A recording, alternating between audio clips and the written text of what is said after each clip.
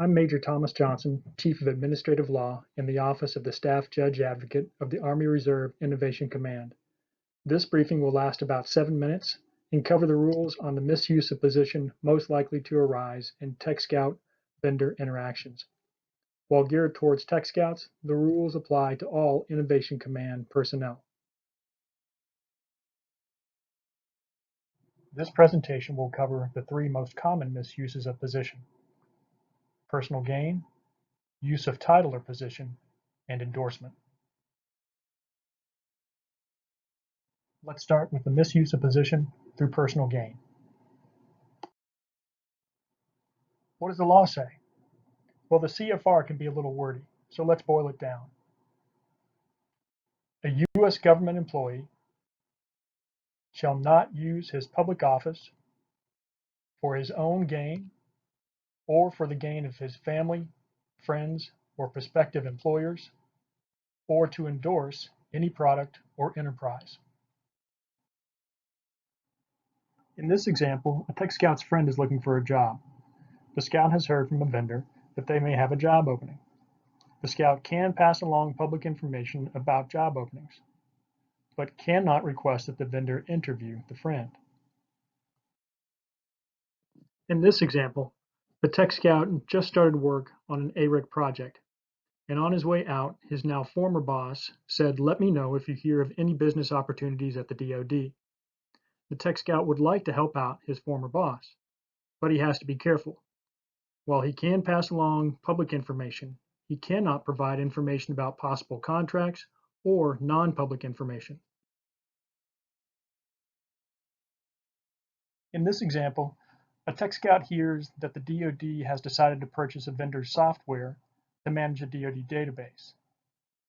The Tech Scout cannot then turn around and purchase stock in ABC company in advance of the DoD's public announcement, nor can he recommend the stock to relatives or friends. This act would not only represent a violation of the misuse of position, but would also be a violation of the financial conflict of interest laws.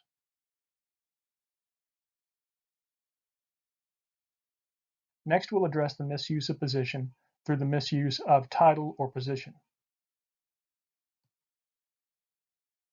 So what's the law say? A U.S. government employee who is teaching, speaking, or writing outside of his Army employment shall not use his official title in connection with teaching, speaking, or writing. Taken alone, this regulation is very restrictive, but there are some helpful exceptions.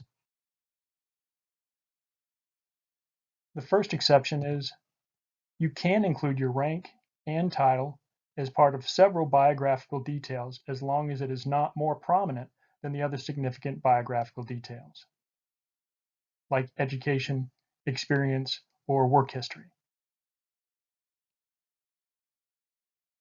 You can also include your rank and title when connected to a published article if it is accompanied by a reasonably prominent disclaimer that the views expressed are not necessarily those of the United States government.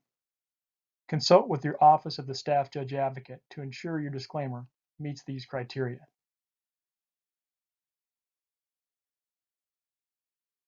Finally, you may permit the use of your rank and title in connection with teaching, speaking, or writing when you would ordinarily be addressed using that rank. Here's a helpful example. A Tech Scout is asked by a local university to teach a graduate course in technology. The university may include the Tech Scout's government title and position together with other information about his education and previous employment in course materials. However, his title or position may not be used to promote the course, for example by featuring a Tech Scout's ARIC title in bold type. In contrast, his title may be used in this manner when the Tech Scout is authorized by the Innovation Command to speak in his official capacity. Our final topic is the misuse of position through endorsements.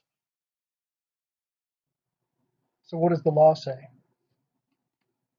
A U.S. government employee shall not permit the use of his position or title to endorse any product, service, or enterprise. except when statutorily authorized. This prohibition includes endorsement of nonprofit organizations that support the mission of the DoD, so be careful. Here are some examples. In this example, after using a software product, the Tech Scout finds it to be excellent. The vendor calls, and the Tech Scout shares her opinion of the product. The vendor asks to use the Tech Scout's comments on a company brochure. However, the Tech Scout cannot permit the vendor to quote her, use her title or position, or her image wearing an Army uniform.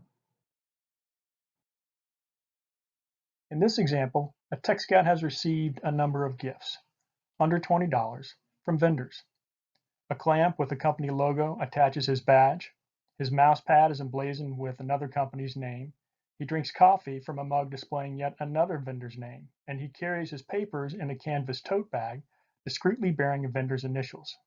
The Tech Scout should consider whether his use of these items appears to the public as a tacit endorsement of any of these vendors.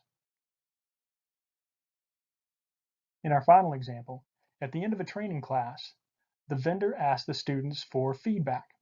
A Tech Scout enjoyed the class and writes a complimentary note on the evaluation sheet. She discovers later that the vendor has quoted her in the company's promotional materials. She cannot permit the company to use her name in connection with her ARIC title and position. She can contact the company directly or refer the matter to the Office of the Staff Judge Advocate to ensure the removal of the quote. This marks the end of the briefing on the misuse of position.